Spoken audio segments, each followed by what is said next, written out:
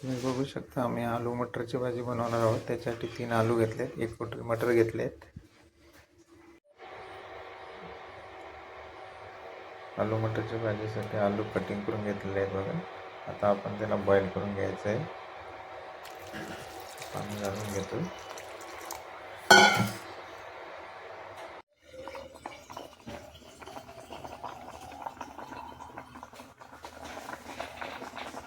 मटरची भाजी बनवण्यासाठी आपण 2 कांदे घेतलेत, 4 टमाटर घेतलेत। आता याला पिसून घ्यायचं आहे। याला बारीक कापून घेणार आहोत। त्याच्यानंतर आपण सुरू करणार आहोत। आलू मटरसाठी 2 कांदे घेतलेले आहेत कापून आणि 4 टमाटर पिसून घेतलेले आहेत। आता आपण बनवायला सुरू करणार आहोत।